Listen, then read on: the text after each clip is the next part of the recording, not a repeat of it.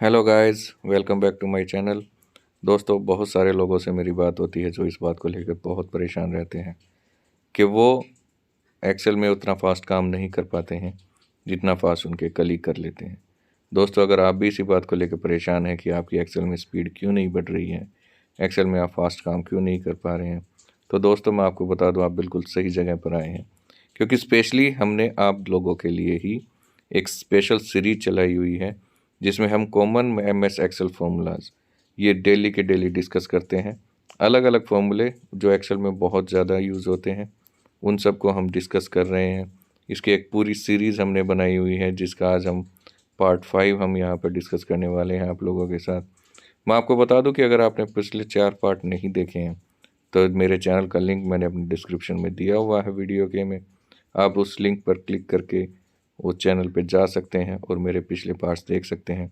आपको बहुत सारी यूज़फुल इन्फॉर्मेशन मिलेगी दोस्तों। I assure you you will not be disappointed. Please visit my channel and have a look at those videos and I assure you again you will not be disappointed. तो दोस्तों, इसी के साथ हम अपनी आज की जो वीडियो है वो शुरू करते हैं, जहाँ पर आज हम फिर से एम एस एक्सेल के कुछ ऐसे कॉमन फॉर्मूले, दोस्तों कॉमन है लेकिन यूज़लेस नहीं है, बहुत यूज़फुल है। तो दोस्तों, हम ऐसे ही कुछ और कॉमन फॉर्मूले यहाँ पर डिस्कस करने वाले हैं जिनका काफ़ी मल्टीपर्पज़ यूज़ है और एक्सेल में काफ़ी यूज़ होते हैं दोस्तों। तो आइए आज की वीडियो हम शुरू करते हैं। जो आज हमने एक लिस्ट बनाई हुई है उसमें इंट, मोड, कॉम्बिन, इवन और ऑड, ये 5 फॉर्मूले हम आपके साथ डिस्कस करेंगे। वीडियो में अंत तक मेरे साथ बने रहिए और मैं आपसे वादा करता हूँ जब तक ये वीडियो ख़त्म होगी तब तक आपकी जो एक्सेल की नॉलेज है वो कुछ ना कुछ ज़रूर बढ़ गई होगी दोस्तों।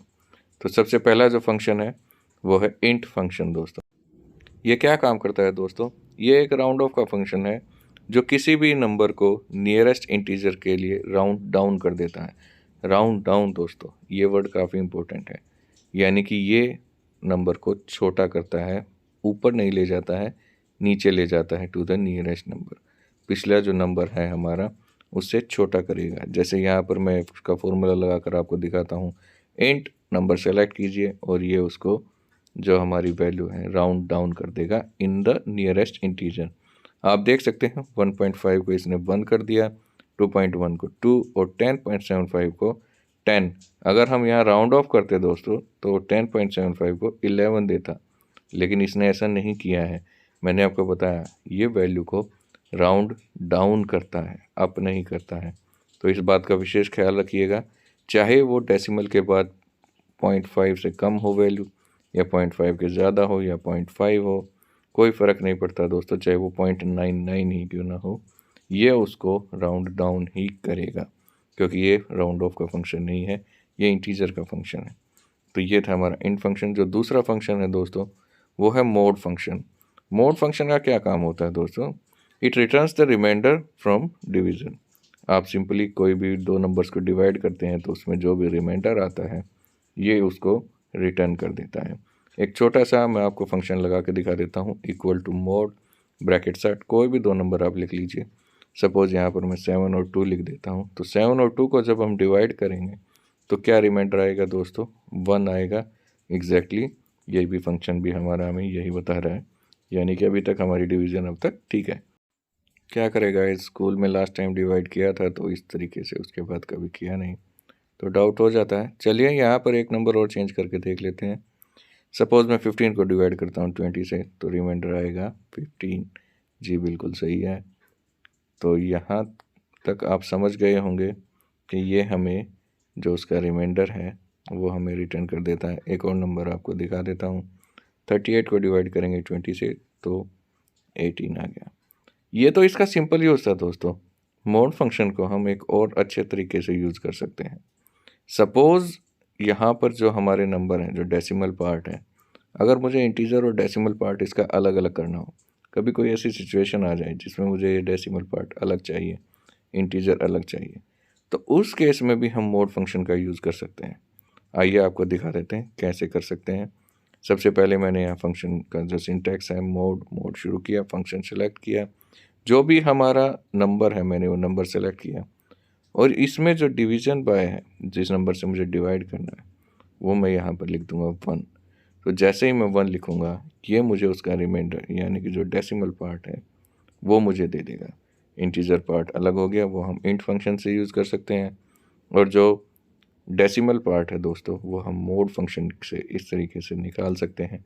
तो अगर फ्यूचर में कभी हमारे पास कोई ऐसी सिचुएशन आ जाए जो जिससे में हमें डेसिमल पार्ट अलग करना है और इंटीजर पार्ट उसका अलग करना है, तो आप जानते हैं कि आपको कौन से फंक्शन यूज़ करने हैं। इंट प्लस मोड आप दोनों फंक्शन यूज़ करेंगे और आपके दोनों पार्ट आपको ये अलग अलग करके दे देंगे। मैं यहाँ पर वैल्यू चेंज करके दिखा रहा हूँ, आप देख सकते हैं उसके अकॉर्डिंगली ये भी जो डेसिमल पार्ट है वो ऑटोमेटिकली चेंज कर देगा दोस्तों। गाइस, इंट और मोड फंक्शन का जो इंटीजर और डेसिमल पार्ट अलग अलग करने का जो यूज़ है, वो हमने अपनी एक और वीडियो में भी यूज़ किया हुआ है, जो कि हम सीलिंग फंक्शन में यूज़ करते हैं।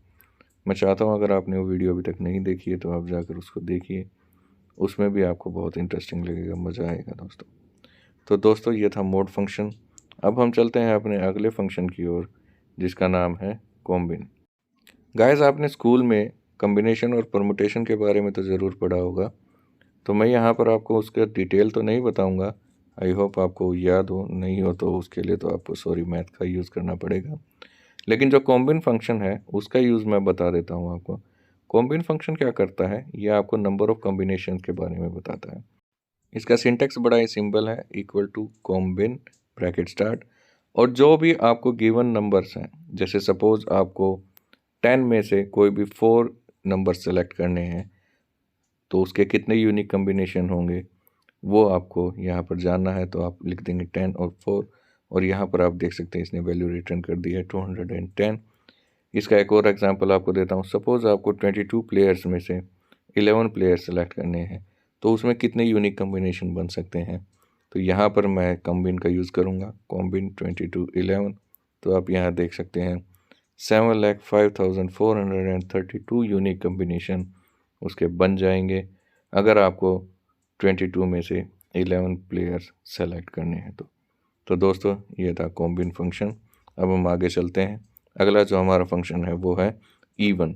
इवन क्या करता है दोस्तों, it rounds a number up to the nearest even integer. ये क्या करेगा दोस्तों, राउंड अप, मतलब जो आपने देखा था इंट फंक्शन में, उसमें राउंड डाउन करता था, ये अप करता है। तो जैसे ही मैं यहाँ 1.5 पर सपोज़ इवन फंक्शन का यूज़ करूँगा, तो ये मुझे वैल्यू क्या दे देगा, ये राउंड अप कर देगा। जो नेक्स्ट इवन इंटीजर है ये मुझे वो दे देगा। अब यहाँ पर आप देख सकते हैं 2.6 को इसने 3 न दे के मुझे यहाँ पर क्या दिया है, 4 दिया है दोस्तों। और सेम जो केस है 2.0009 भी होगा तो ये मुझे 4 देगा। ये राउंड डाउन नहीं करता है, ये अप करता है। चाहे मैं इसमें जो मर्जी वैल्यू डाल दूँ, ये मुझे उसका नेक्स्ट इवन इंटीजर ही देगा। तो दोस्तों ये था इवन फंक्शन।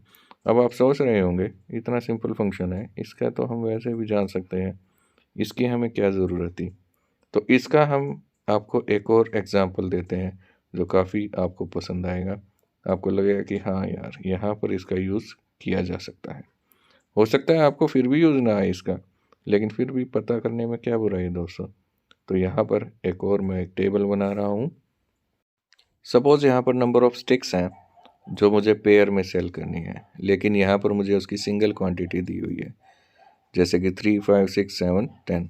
तो अगर मुझे इसके पेयर बनाने हैं तो मैं कैसे बनाऊंगा दोस्तों, यहाँ पर मैं इवन फंक्शन का यूज़ करूँगा। इवन फंक्शन जैसे ही मैं इस नंबर पर लगाऊंगा तो ये मुझे नेक्स्ट इवन इंटीजर दे देगा, और उसको 2 से डिवाइड कर दूंगा तो ये सिंपली इसके पेयर्स बन जाएंगे दोस्तों। जैसे 3 था तो 3 के 2 पेयर्स, यानी कि पेयर्स में अगर मुझे इसकी सेल करनी है तो मुझे क्वांटिटी अगर 3 किसी को भेजनी है तो मुझे वो 2 पेयर्स उसके भेजने पड़ेंगे, 4 यानी कि 4 स्टिक्स जाएंगे। सेम 5 के केस में, 6 के केस में सिंपल है, पेयर बन जाएगा। तो आप देख सकते हैं यह सिंपल डिवीजन से आपका काम नहीं बनता दोस्तों। आप 3 को डिवाइड करते तो 1.5 आ जाता, और फ्रैक्शन में आप किसी क्वांटिटी को नहीं भेज सकते हैं अगर वो होल क्वांटिटी हो। तो ये था इवन फंक्शन। अब आते हैं ऑड फंक्शन पे दोस्तों। इसका भी काम सेम है, it rounds a number up to the nearest odd integer.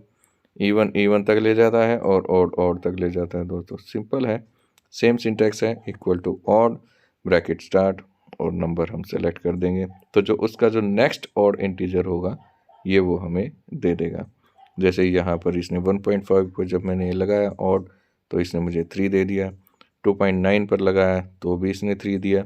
तो आप देख सकते हैं 1 से 3 के बीच में हम कोई भी नंबर सेलेक्ट कर ले, इसकी जो वैल्यू आएगी वो 3 ही आएगी, क्योंकि जो नेक्स्ट ऑड इंटीजर है 1 के बाद वो 3 ही है दोस्तों। तो दोस्तों यहाँ पर आपने देखा कुछ हमने फंक्शन डिस्कस किए। आई होप आपको ये फंक्शन समझ में आ गए होंगे। अगर आपको इन फंक्शन के रिलेटेड कोई भी क्वेश्चन है, आपके कोई भी क्वेरी है, तो आप हमें कमेंट करके ज़रूर बताइएगा। हम आपके कमेंट्स का ज़रूर रिप्लाई करेंगे।